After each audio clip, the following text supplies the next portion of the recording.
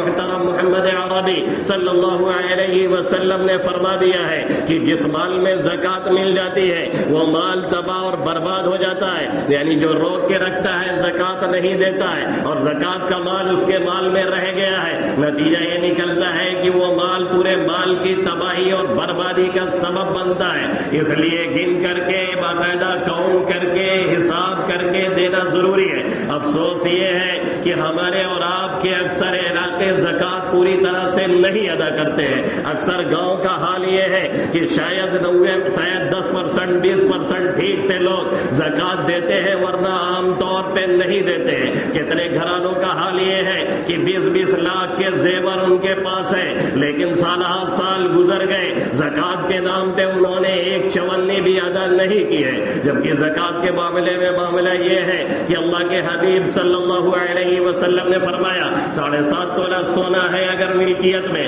یا 52.5 تولہ چاندی ہے، یا اتنے کی مالیت آپ کے پاس ہے، یا اتنا سامان تجارت آپ کے پاس ہے، تو آپ پر زکوٰۃ واجب ہو جائے گی۔ اور سال کے شروع میں یہ تھا اور سال کے آخر میں بھی آپ کے پاس نصاب موجود ہے۔ سال کے شروع میں آپ کے پاس نصاب تھا، جیسے رمضان کے شروع میں آپ اس نصاب کے مالک تھے، اور اگلا رمضان آیا تو پھر بھی آپ کے پاس نصاب ہے۔ اب بیچ میں کتنا ڈاؤن ہوا کتنا اپ ہوا اس سے کوئی بات نہیں، 1 روپے پہ سال گزرنا ضروری نہیں ہے۔ یہ بہت بڑی غلط فہمی ہے جو لوگ سمجھتے ہیں کہ ہر مال پہ سال گزرنا ضروری ہے، بیچ میں کتنا آیا گیا اس سے کوئی بحث نہیں ہے۔ شروع میں آپ نصاب کے مالک ہیں، جیسے ابھی شروع سال میں آپ 1 لاکھ کے مالک تھے، اور جب سال پورا ہوا ہے تو آپ 20 لاکھ کے مالک ہیں، تو پوری 20 لاکھ کی زکوٰۃ آپ کو جوڑ کے دینی پڑے گی۔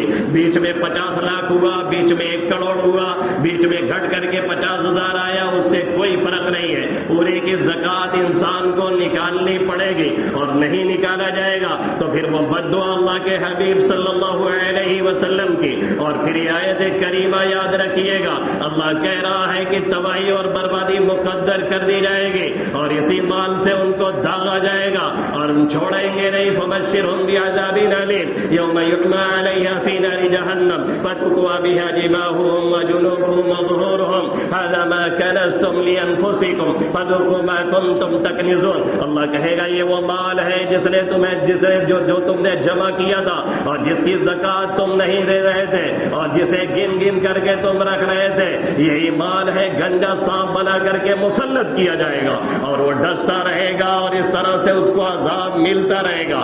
اس لیے حساب لگائیے اور نکالیے، اس لیے حساب لگائیے اور دیجیے، اس لیے حساب لگائیے اور ادا کیجیے۔ یہ غمخواری کا مہینہ ہے، 1 روپیہ زکوٰۃ نکلے گی 70 روپے کے برابر ثواب ملے گا، 70 روپے نکلے گا 700 تک پہنچ جائیں گے، 700 نکالیں گے 7000 تک پہنچ جائیں گے۔ آپ کا اس طرح سے بڑھتا رہے گا، پورا حساب لگا کر کے دیجیے۔ پھر ایک چیز آتی ہے صدقہ فطر۔ صدقہ فطر کس پہ واجب ہے؟ جو نصاب کا مالک ہے، اس پہ سال گزرنے کی بھی شرط نہیں ہے۔ عید کی صبح میں جب صبح صادق ہوتی ہے، طلوع ہوتی ہے، صبح صادق آتی ہے، اس وقت میں جو نصاب کا مالک ہے اس پہ صدقہ فطر واجب ہو جایا کرتا ہے۔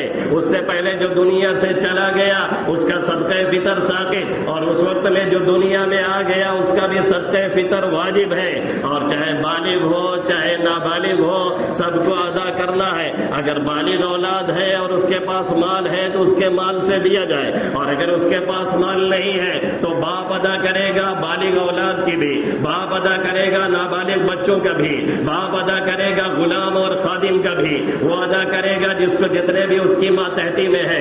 ہاں لیکن بیوی کا صدقہ فطر آپ پر واجب نہیں ہے۔